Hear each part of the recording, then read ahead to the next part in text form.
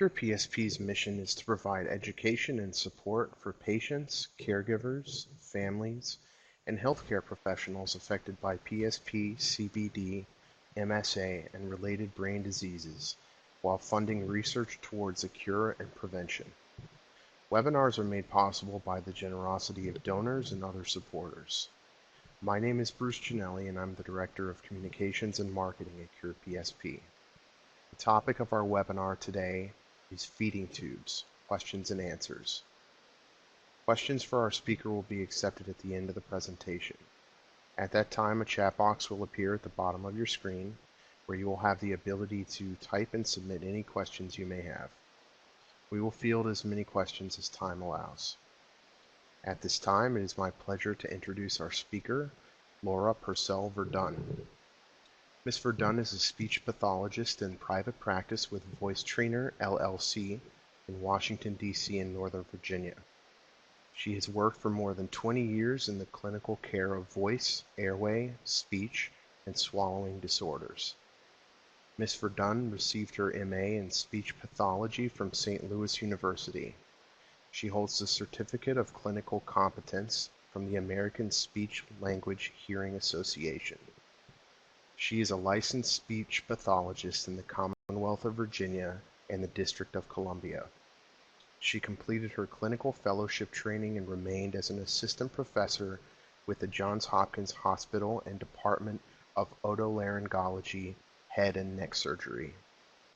She completed an 18-month tour as a research speech pathologist with the laryngeal and speech section of the NID-CD and NINS NIH.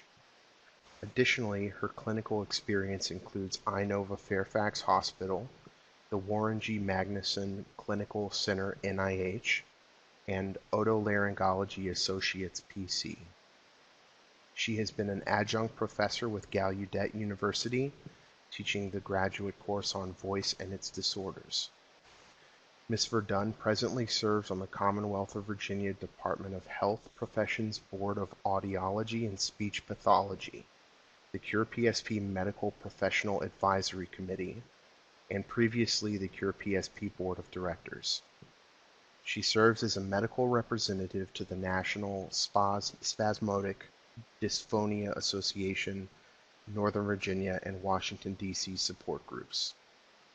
She is a member of the Dysphagia Research Society, American Academy of Otolaryngology Head and Neck Surgery, International Parkinson and Movement Disorder Society, Speech and Hearing Association of Virginia, and the D.C. Speech and Hearing Association. Ms. Verdun? Thank you, Bruce. Good afternoon, everyone. Today we're going to talk about feeding tubes. This is a topic that is a particularly difficult topic. There are a lot of questions. You'll find perhaps not a lot of answers, but it's a very necessary conversation.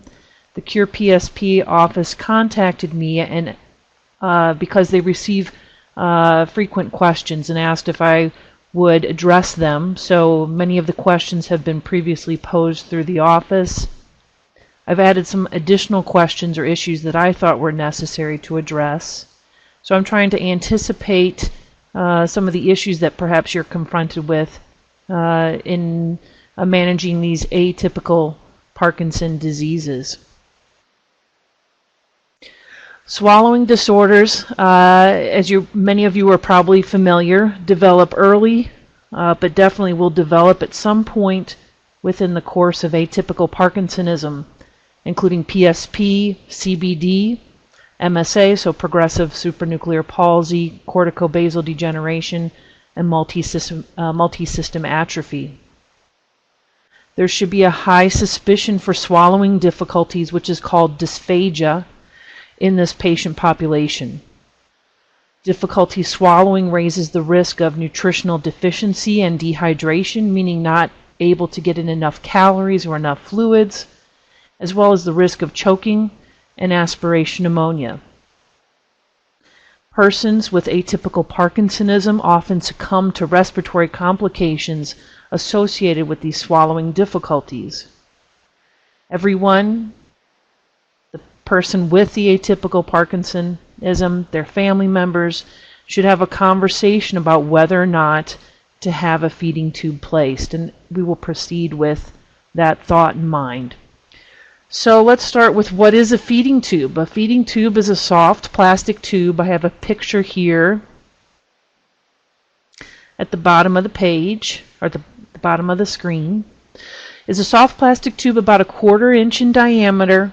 It has a cap on it. The cap is on this end. It's sealed when it's not in use. We'll talk about the procedure in just a moment. It's inserted into the gastrointestinal tract, bypassing the mouth and the esophagus. The esophagus is the food tube from the throat to the stomach, providing an alternate route for nutrition, liquids, and even medications. The tube feedings that are used, it's referred to as enteral feeding. There are 3 primary types of tubes. You can have a nasogastric tube, which is predominantly placed for short-term use. That's placed through the nose, down into the stomach. It's a soft, pliable tube. Longer-term placed tubes, which is what we're talking about today, include G tubes or a gastrostomy tube, which are placed directly into the stomach, and then J tubes, which are placed down in the jejunum. The jejunum is just beyond the stomach. The type and tube and locational placement will be determined really by the circumstances and the physician. There's a surgical gastrostomy, which is actually an open procedure, meaning you're lying there and the surgeon makes actually surgical incision to insert the feeding tube. The majority of procedures that are done these days are done percutaneously. So you have a percutaneous endoscopic gastrostomy called a PEG, or the jejunostomy version, which is a PEJ, P-E-J.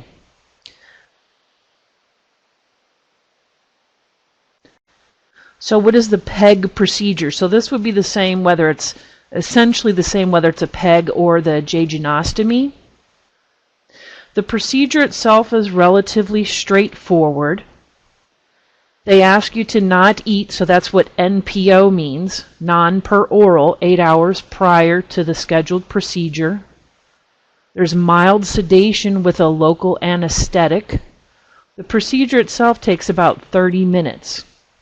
They insert an endoscope, so that's a flexible tube through which it can be visualized, that's placed through the mouth, down the throat, and into the stomach. So in this image you can see the endoscope coming down the esophagus into the stomach. So the endoscope is on the inside.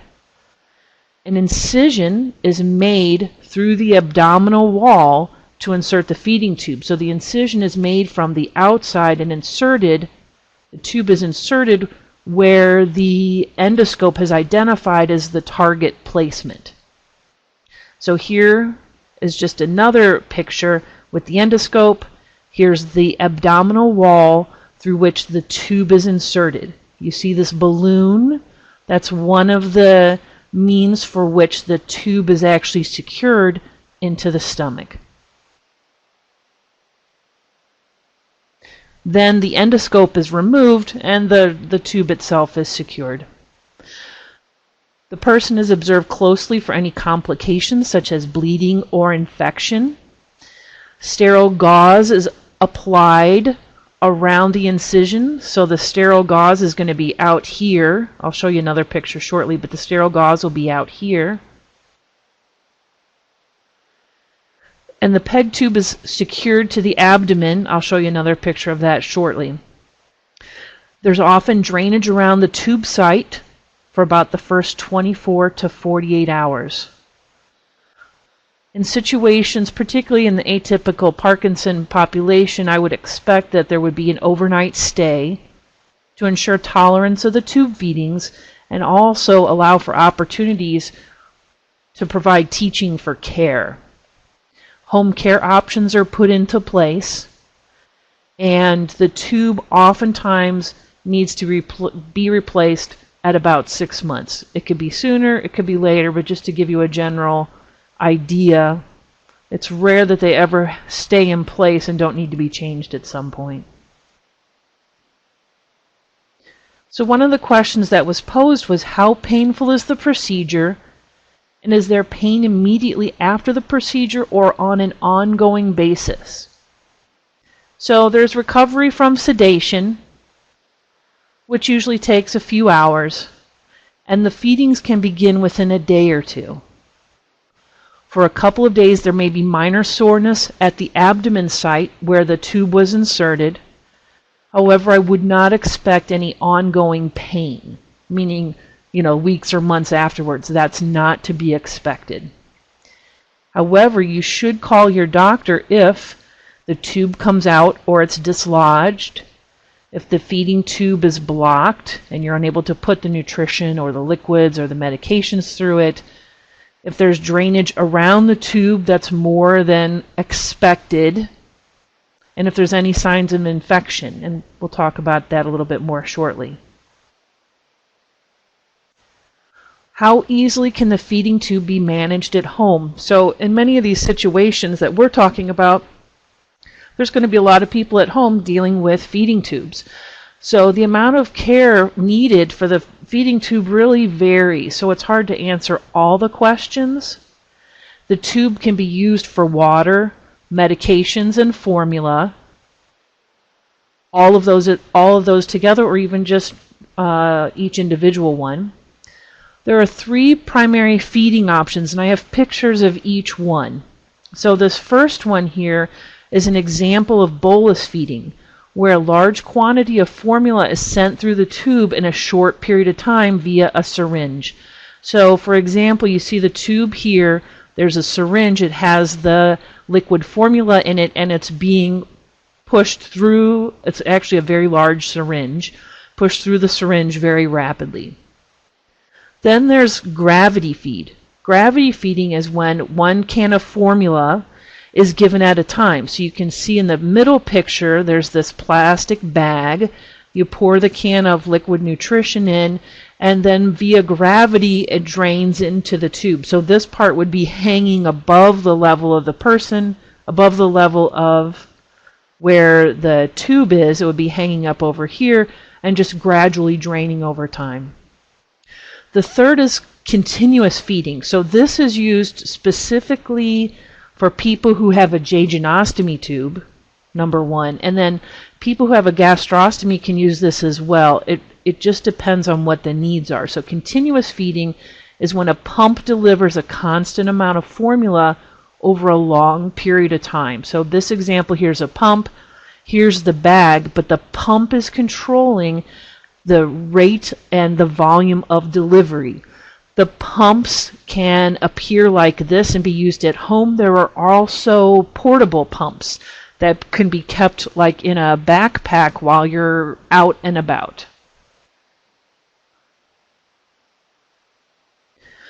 The feeding tube initially is flushed with water at the start and end of the feed, mostly because, 1, you could always use more water, and the second is just to try to keep the tube clean on the outside, clean on the inside, and just keep it clean on the inside at the beginning and the end. You want to know that the nutrition is going to be able to get where it needs to go.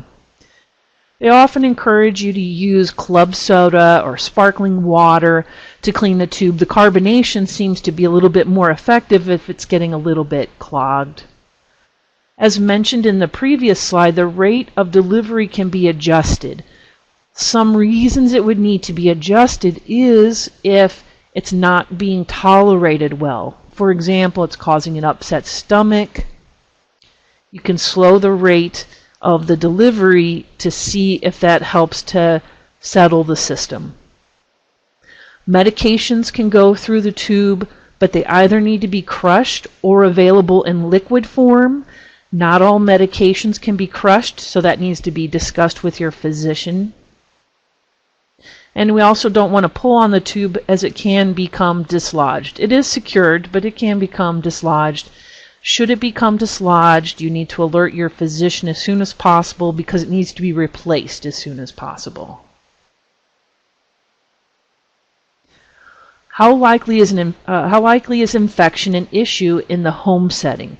And the truth is, as you could expect with any other sort of medical issue, the likelihood at home is much less than if you were in a medical setting, such as a hospital or a nursing home. Obviously efforts are made to keep those places clean, but there's a history of secondary infections being acquired in medical settings. So the likelihood at home is pretty slim.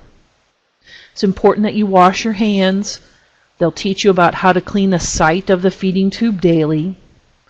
Signs of infection would include fever, redness at the feeding tube site, tenderness, or discharge. And again, we would expect some discharge within the first day or two, but either if that persists or it gets worse, you need to say something to the physician who placed it in particular. How does having a feeding tube limit a person's mobility and activities? When the feeding tube is not in use, it can simply be taped or bound to the belly to prevent it from moving around underneath the clothing. It's not easily visible when wearing normal clothes. So here's a picture of a fairly routine feeding tube. So one thing you'll notice, it's actually left of midline because your stomach is over here. Okay. And it can either be taped or there are other wraps that can be used to secure it to the abdomen. You don't want to be walking around with it just dangling free because, again, you don't want it to become dislodged. At some point, it can be converted to what's called a button. But my understanding is they don't routinely place that, at least initially. Though you would look at that and think, well, hey, that's pretty slick. That makes things a lot easier. But I think they routinely place them initially as this and then can convert them later. I would not anticipate impact to mobility, and you should be able to maintain most activities. The issue, however, in this population is once there's consideration of placing a feeding tube, mobility is likely compromised and activities have likely been minimized at that point in time. Bending over during or following tube feedings is not advised. The point being is we want the stomach to have a chance to empty. If you're providing the nutrition through the feeding tube, we're just providing liquids and you bend over, the risk is that the liquid nutrition could come back up towards the throat, and we want to avoid that. Bathing in a tub and swimming are typically not advised, but you need to ask your physician about that, and no heavy lifting. Can the person be fed through the feeding tube other than the regular solution? So the regular solution, I have just a picture here at the bottom. It's just going to be a can, usually about 8 ounces of liquid nutrition. The viscosity varies, so the thickness of it varies per brand. It varies per ingredients. There are different variations of even some of the same products. You may have a high protein product. You may have a plus product. So for example, there's Ensure and Ensure Plus. Ensure Plus has more protein, has more calories, but it's also denser. It's also a thicker liquid. Just to give you an idea, sort of the consistency we're looking for. It is typically not recommended to put anything else through the tube aside from the liquid nutrition, water, and maybe club soda. However, I'll be honest, people often do it. Keep it real with you here. It's important that you talk to your physician or your dietitian if you're considering doing this. However, it's really important that it must be blended very thin. So I'm not going to advise you to do it. However, if you choose to do it, it needs to be really thin. Again, because we don't want the tube to clog. So you can use the liquid supplement as sort of a gauge on the consistency. And it's important, again, to flush the tube with water or club soda often to keep it clear and free of blockage.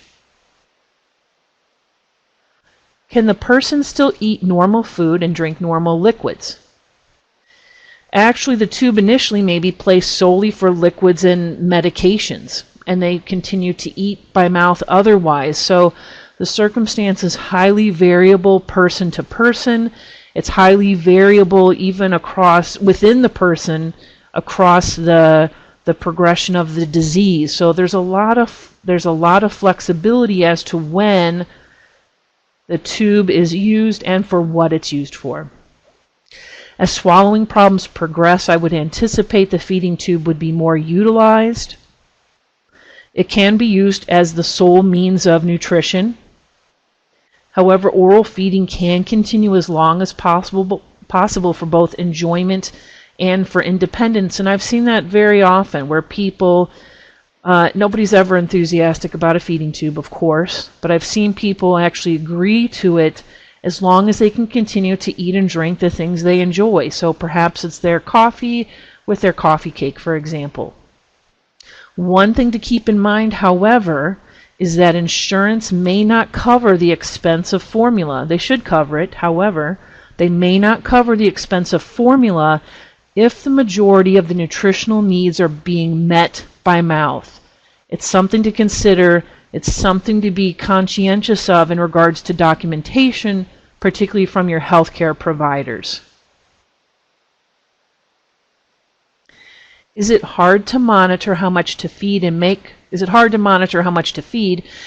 sure it's not too much? The dietitian or the nurse with the gastroenterology practice will teach you how to use and care for the feeding tube before you leave the hospital or the facility where it's placed. They will prescribe a commercially prepared formula for the tube feeding. The tube feeding is delivered to your home. They should make arrangements for that before you're discharged.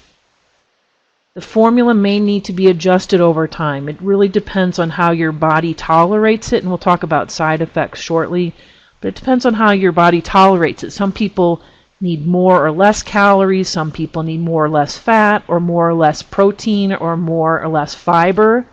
So those things can be adjusted over time. There's no way to anticipate today how you're going to tolerate a feeding tube or the feedings themselves based on your prior nutritional history. There's no way to predict that. So some adjustments may need to be made. Does this method of feeding cause digestive issues like diarrhea, constipation, or stomach cramps? And the truth is it can. As mentioned earlier, there can be adjustments. So the rate of infusion, oftentimes it's just that the formula is being delivered too rapidly. So if you slow the rate of infusion, then that can help. Sometimes adjusting the volume. So instead of doing 2 cans at a time, maybe you can do 1 can, or maybe you can do 1.5. The type and brand of nutrition may need to be modified, as I mentioned, whether it's more fiber, protein, calories, fats, or less. And sometimes people just need more water.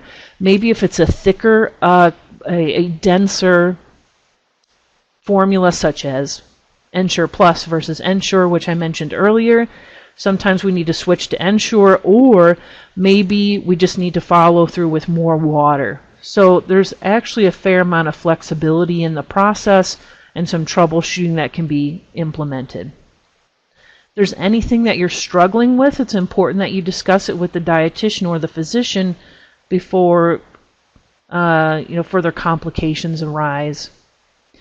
So what are some of the most common complications?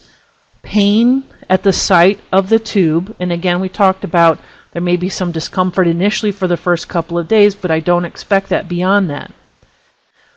Secondly, leakage of stomach contents around the tube site. So we're placing a tube directly into the stomach from the outside. What's in the stomach is not supposed to leak out, but it can if the tube is not well secured, if it's not seated properly, that can occur. It can be dislodged. There can be infection at the site because essentially they're making an incision. This is a wound, okay? There can be aspiration. Aspiration meaning any material, and here we're talking about the tube feeding, but aspiration could be of saliva, foods, liquids, medications. Aspiration is when there's inhalation of gastric contents into the lungs. So just having a feeding tube does not eliminate the risk of aspiration. The stomach contents can come back up the esophagus and spill into the airway. There can be bleeding or perforation, which is an unwanted hole in the wall, the bowel wall, that's infrequent, but it's definitely a risk. Delayed gastric emptying has been reported in Parkinson's disease. These diseases are similar to that. Is that a consideration? I think it's a consideration. It hasn't been reported. So that would mean that the stomach is slow to empty. If people are having trouble getting the stomach to empty, then again, the rate of infusion may need to be adjusted. The type of formula may need to be adjusted. You may need to stay upright or sit upright for a longer period of time to allow for the stomach to empty. Does the tube make you starve to death and become dehydrated? It really should not. If the tube is working properly, I would not expect those complications. However, if the tube leaks, becomes blocked, or the site becomes infected and interferes with the tube feedings and hydration, that could be a problem. Any nausea or diarrhea also can cause dehydration. Does a feeding tube extend a person's life? Surgically implanted tubes in persons with dementia has not been shown to improve survival, prevent pneumonia, heal bed sores, or improve quality of life. These studies come from individuals with Alzheimer's disease. There are not any studies looking at surgically implanted tubes in persons with atypical Parkinsonism. Most doctors recommend getting a feeding tube early, before one is absolutely needed. The thought being that the sooner it's placed, it may allow the body to be able to recover from the procedure more rapidly and effectively.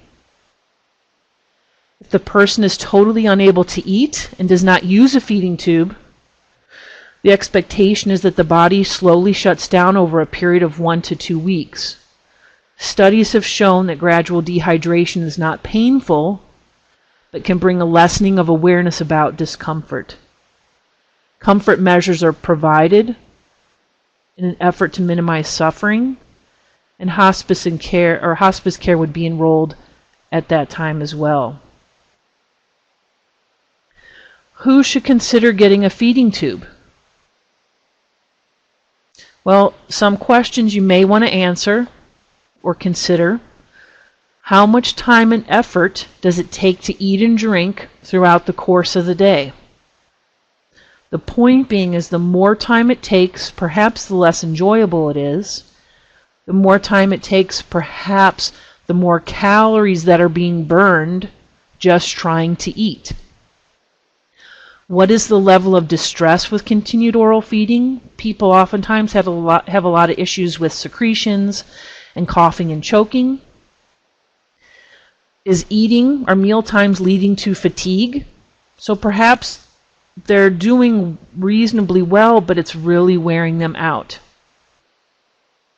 Do meal times take longer than an hour? That's purely arbitrary, but I think it's a reasonable question. Definitely beyond that period of time, the nutrition that's being consumed is of minimal benefit, and the risk for aspiration complications really increases.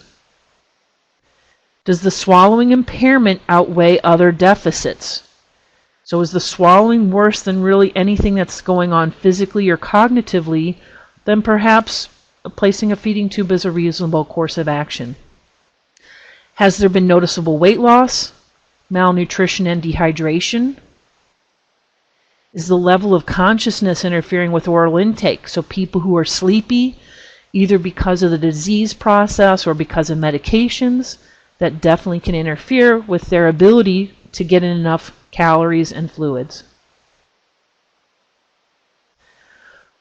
So how do people make a decision about a feeding tube? Well, the truth is there's no right or wrong answers, and there's no real strict criteria.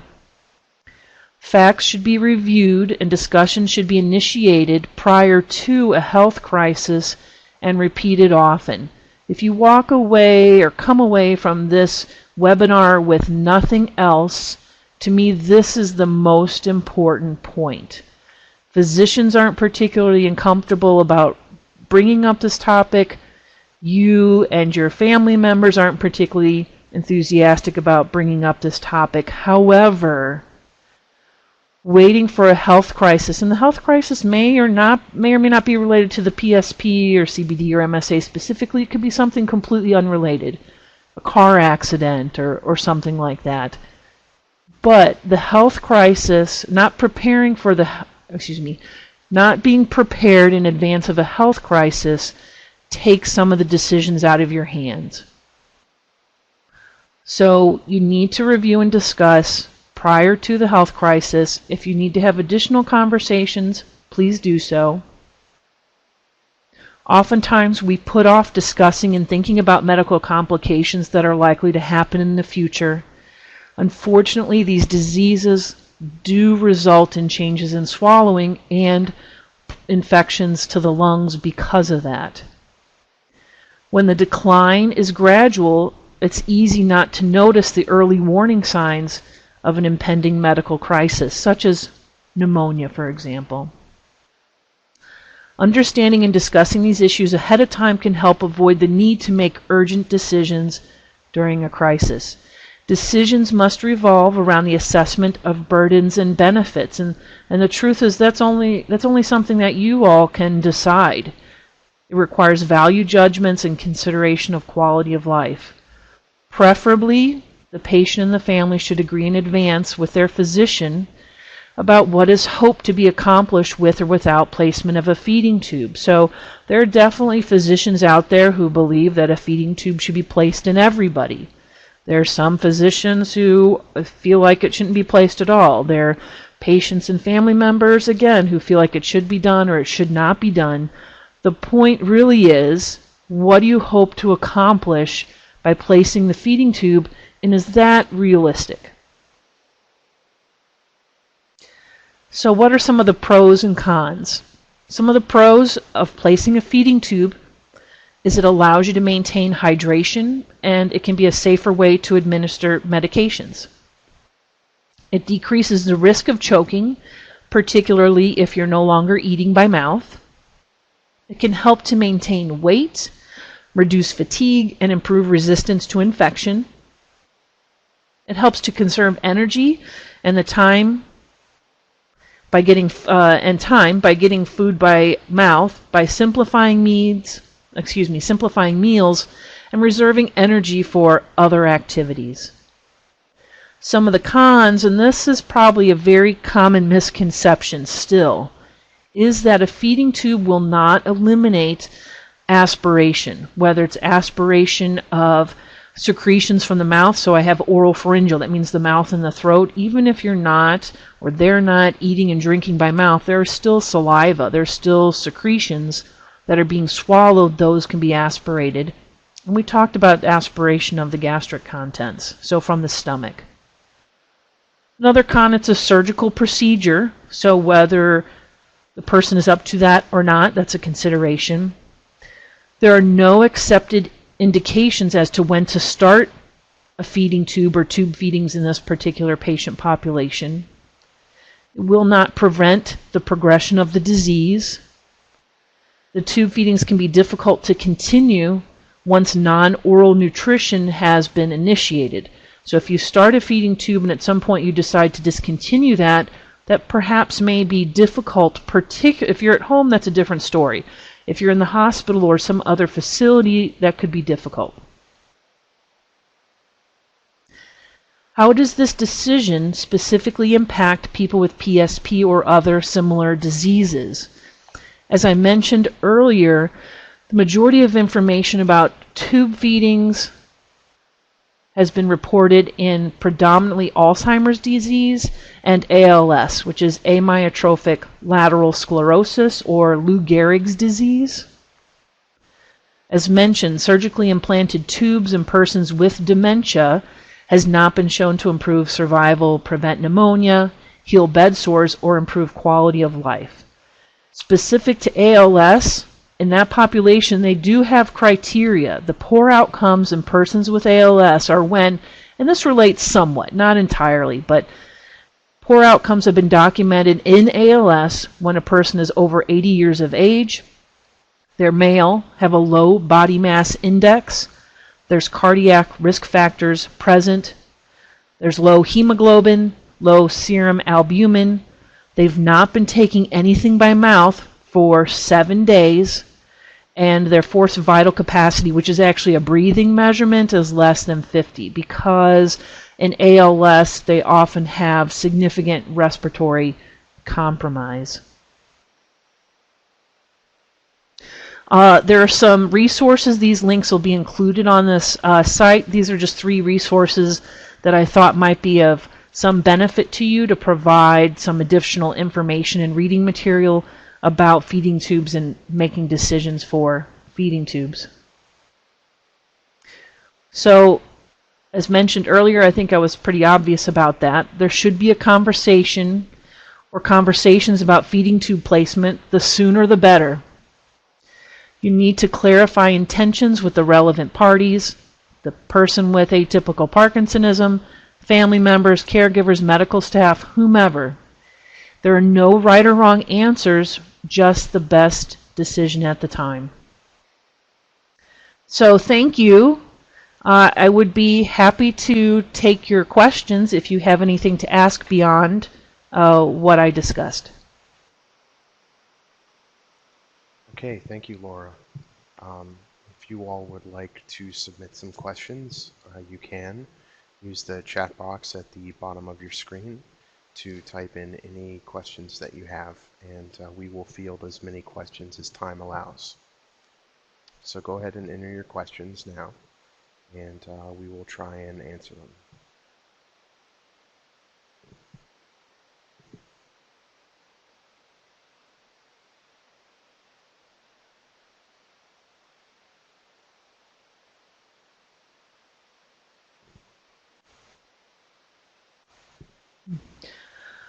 So a question is, what type of doctor typically inserts the feeding tube? Good question. The feeding tube is always placed by a gastroenterologist. That's a GI doctor. And most GI doctors do place feeding tubes. There may be an occasional one who does not. So your neurologist, your general practitioner would be able to provide the appropriate referral. Somebody's asking for a copy of the slides. I believe, Bruce, correct me if I'm wrong, is that the presentation will be posted on the website. Is that correct? That's correct. We will have a copy of the slides on the website along with the recording of this presentation. And when might that be, you think? By tomorrow. Okay, thank you.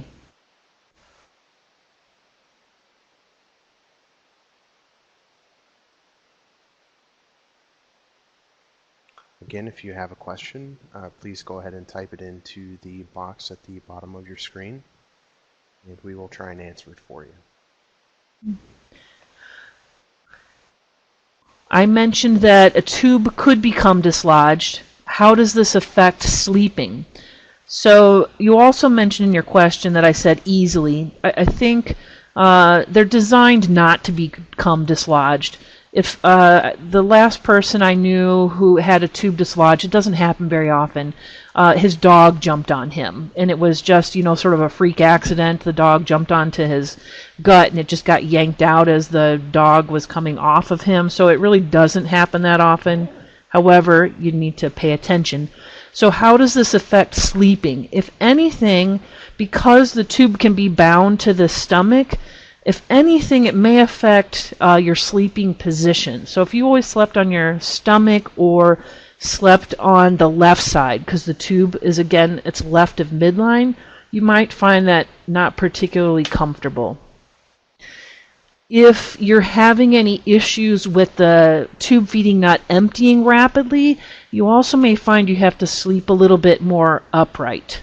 I don't mean upright like entirely, I just mean with a little bit more of a recline in an effort to help keep the stomach contents in the stomach. That also helps with people when they have trouble swallowing in the secretions because it helps them to drain more effectively.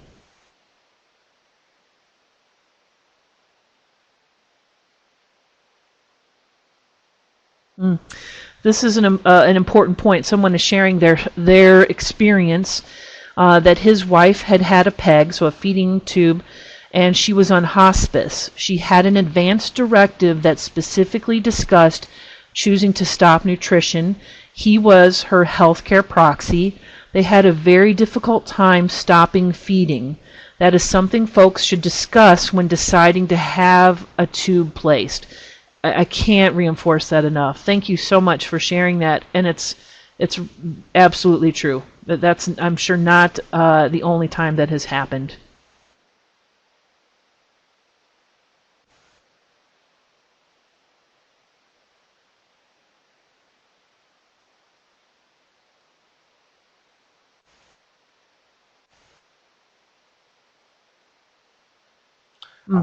Here's a. Oh, sorry. Go ahead. Go ahead. In order. Another comment too is, in order to have mobility, it's good to know about the portable pump. Absolutely, and it would, that just needs to be requested. I don't have like a brand name or anything like that for you, but if you're using the pump at home, it actually is a separate unit. So the pump at home stays at home. This is for the continuous feeding we talked about, but there's a separate portable pump that can be used as you go about your day. So maybe you're in a wheelchair and but you have to go to your neurologist appointment, but you're on continuous feeding. Instead of just stopping the feedings for however long it takes to get to your doctor's appointment and how long you sit there waiting for your appointment, you can use the portable pump, and those actually work really well. I've seen them in use. There are also, not that you asked, there are also portable suction machines too. How does this affect bathing? I would definitely expect it to affect bathing. The question for your physician is whether or not you can be submerged. So can you sit in a tub with a feeding tube? That would be the first question. The second is, otherwise, if you're showering or even just a sponge bath, I would expect that to be fine. The issue is if you're like sitting in water, is that going to be a problem? And I would ask your physician about that. Are there issues with traveling, such as going through airport security with food supply? That's actually a really good question, and I don't have a specific answer for that. I would expect that you probably would need to have some form of documentation on your person. So maybe a note from your physician. I would suspect that that would be necessary. Most of that, I know a number of people who, this is easier obviously if you're going to visit family, have people on the other end provide supplies for you. If you're going to a hotel or something, obviously that's a different story, but provide supplies for you so that then you just have minor volume of nutrition that you have to take with you. But I would suspect you would need to have a physician, just a letter or document in that regard. When you flush with water or club soda, the solution goes into the stomach. Absolutely. So it's just being flushed through the end of the tube, and it goes right into the stomach, just like the liquid nutrition. And so, again, we're using that, one, for hydration. Second is just to keep the inside of the tube clean.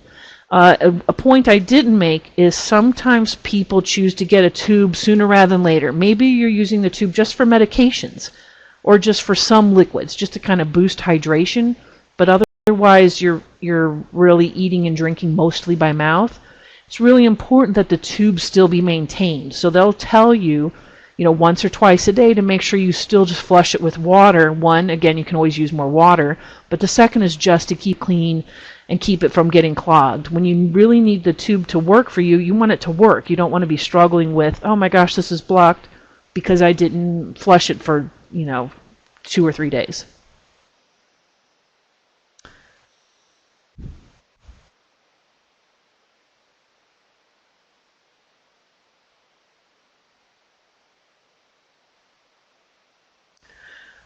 Someone's sharing another story that when her father passed away 30 years ago in New Jersey, he had been put on a feeding tube, and they actually had to get a court order to remove it. So these are all questions that need to be considered in advance that just really sort of compounds the circumstance, to say the least. This person says they found that the company providing the nutrition was the driver of the level of nutrition and the content of nutrition. Make sure you have a separate nutritionist or doctor driving this. In my experience, that's not the case, but I'm glad you shared your experience. In my experience, it's the gastroenterologist who placed the tube and the dietitian that works with that practice who is making the initial prescription and any additional modifications after that.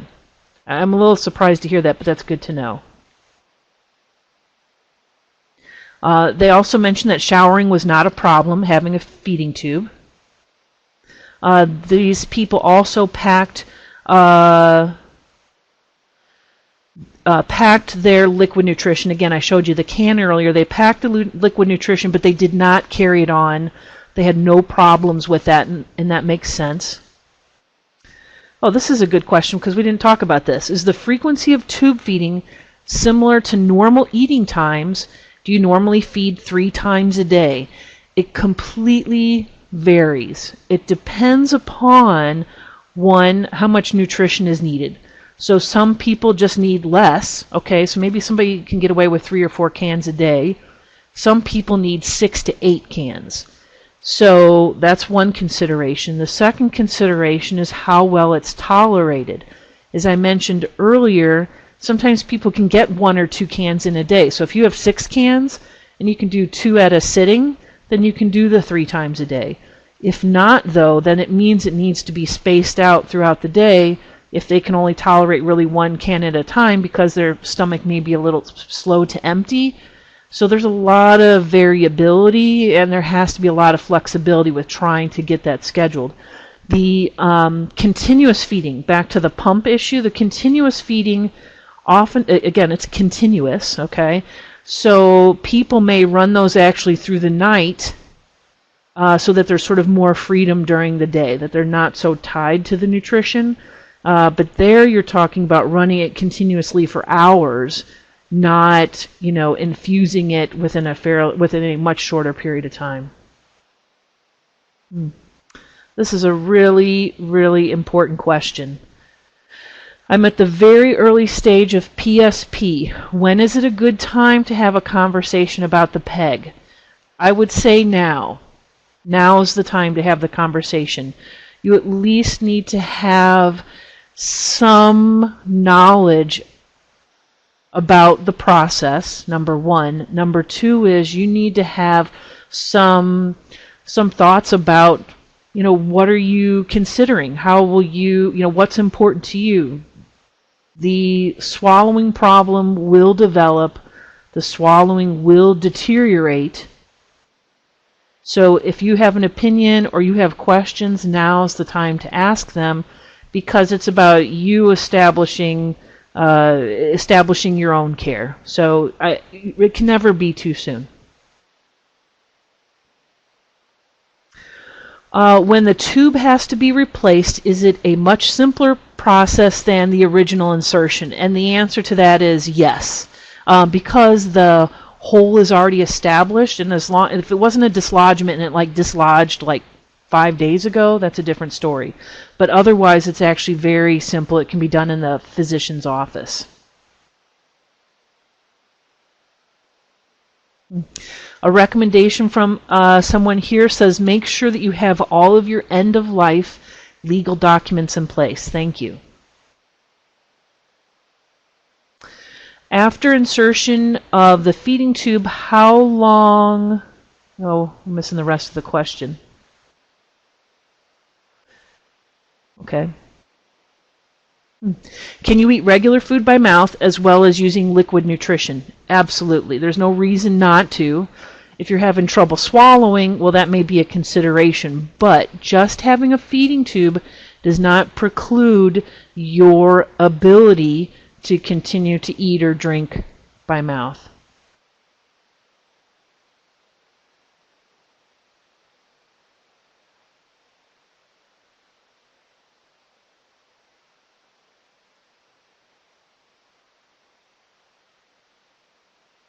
Mm. Oh, this individual is sharing that that uh,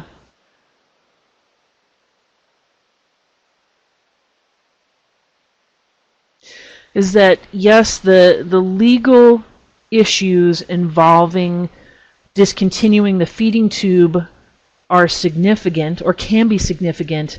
It really puts a tremendous emotional distress on the person making the decision. He and his wife had discussed it several times earlier, so I can't reinforce enough the conversation. This is a tough conversation to have, but it's just incredibly necessary.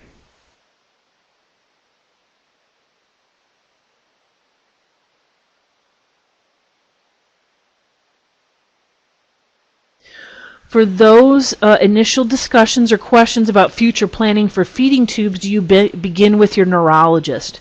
I would say yes, that's probably the best place to start. Again, even some physicians, you may be surprised, or maybe not, aren't so eager to discuss this, or maybe they'll say, you don't have to make a decision now.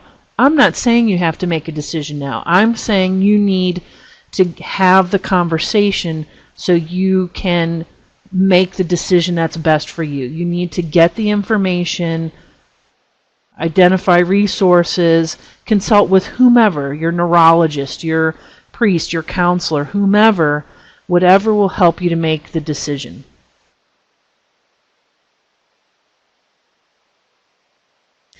Is the formula for which the insurer may not pay expensive? It definitely can be expensive, not because, for one day, some cans may not be an expense, but it can be expensive because we're talking about long-term, feedings here. We're talking, really months, and so it definitely can add up. Is it known how much using a feeding tube can normally extend a life? That's a good question. The only information that's really relevant to this population is what I sort of talked about earlier, and it's looking at these degenerative conditions with dementia, specifically Alzheimer's disease. Just because there's so many people who have Alzheimer's, that's where the majority of the research being done, and it does not appear to extend life. And actually, the recommendation in that population is not to place feeding tubes. So. Okay, well, it looks like we have gotten all the questions that have been submitted. So I think we're going to wrap things up. I'd like to thank our speaker today, Laura Verdun, for taking time out of her busy schedule to prepare and share this presentation with us. I'd also like to thank the audience for attending. I'd also like to encourage everyone to visit the website. There will be a recording of this presentation as well as the slides on the CurePSP website by tomorrow, so you can share that with other people, maybe family members or friends that may find this helpful. So please do visit our website at curepsp.org. Thank you all and have a great day. Thank you.